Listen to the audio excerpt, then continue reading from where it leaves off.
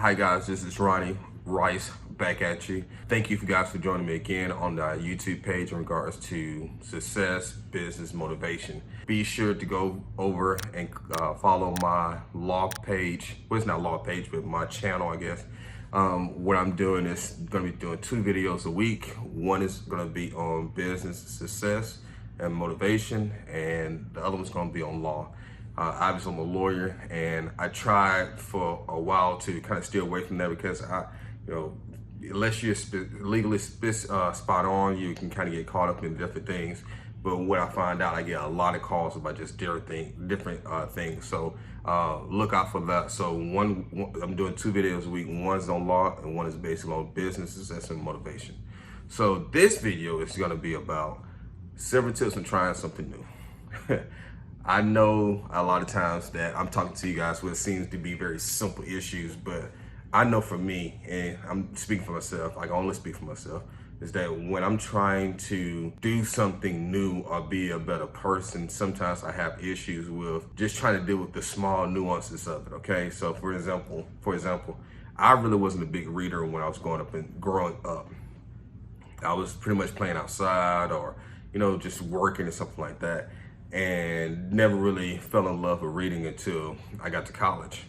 And primarily because I had to, but then too, I was always wondering, why did people read? And so, we have people say, okay, I don't necessarily feel like reading, I don't feel like having time to read. And basically what I did for myself is, Ronnie, you can read 20 minutes a day. If you can read 20 minutes a day, you can read. And so I find myself digesting a lot more books a year doing that. So let's start off.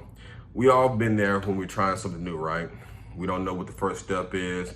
We don't know how we want to do it. I get questions on how you do your social media. I get questions on how you do newsletter. I get questions on how do you balance your law practice with all the other businesses that you have. I get a lot of questions, and it's simply for me, the answer is just start somewhere. Yes, I would say take some time to study what it is you're trying to do, what craft and what field you're trying to get into, because if you don't, you can really be busy doing nothing, okay? It's an effective way of doing all this stuff, man. I promise you it is. Now, it's gonna take some time for you to do it, or you hire somebody else to do it, to figure out what exactly it is that's gonna be the best fit of what you're trying to do.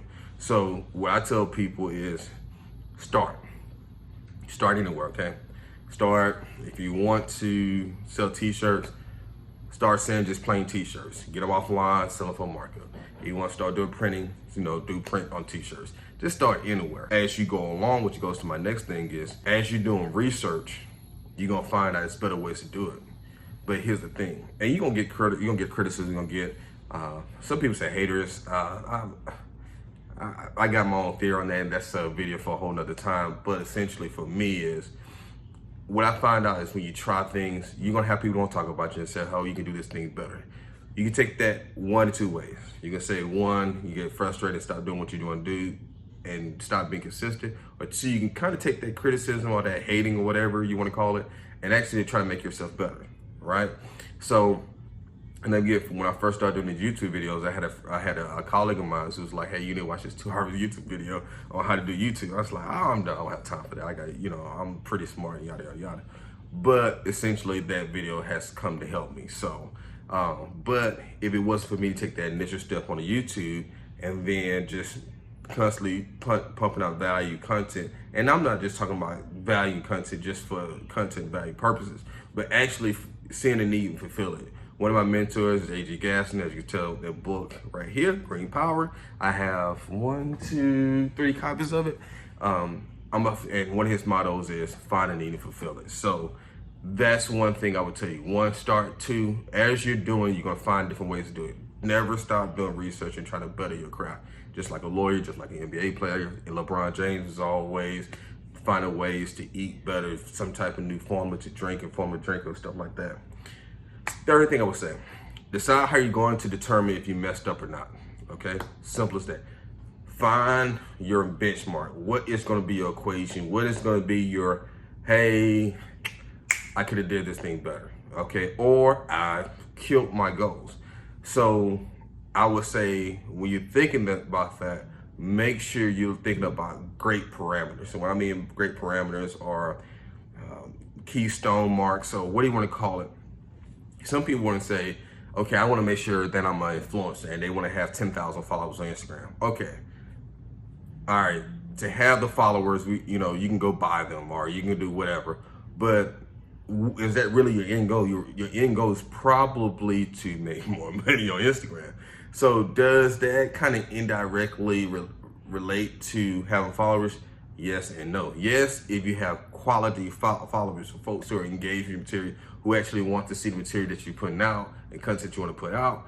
But two, it could be just folks who just like, that hot chick that's on the beach somewhere and she has swimsuit on. Yeah, she gets a whole bunch of likes but can't get any traction, can't sell the product. So know what is your equation, what is your measurement, or if you're succeeding or not. Fourth thing I would say, then if you realize that you're succeeding or you realize you're failing, fix it.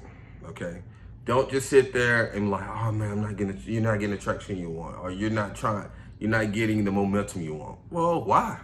Okay, I mean, people doing how-to videos on your TikTok, they're doing how-to video, YouTube, yada yada. I mean, they're doing it everywhere. So I would say the biggest thing I would tell you to do is just sit down and really mull over what is it that you want, and then once you realize what you want and you realize that you're not getting it, start researching on how to get it, okay?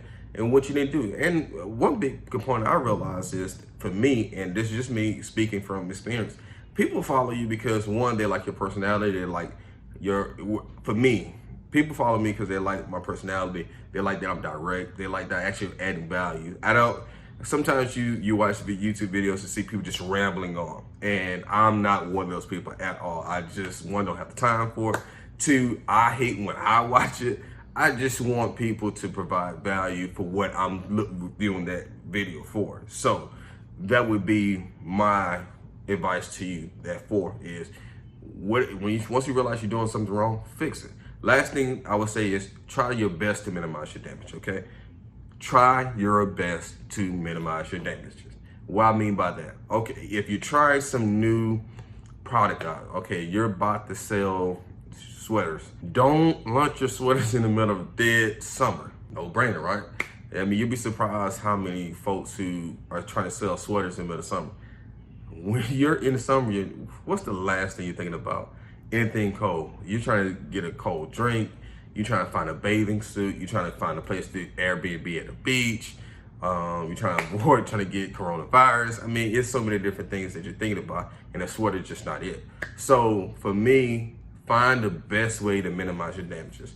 Do beta testing. I call it beta testing. Another friend call it something else. Beta testing for me is you throw a page up there, a free website page up there, and you list your product up there. Keep in mind, you might not have never made the product yet, or you haven't even manufacture it, like got a whole huge order on there, and put, like, for example, the sweater deal.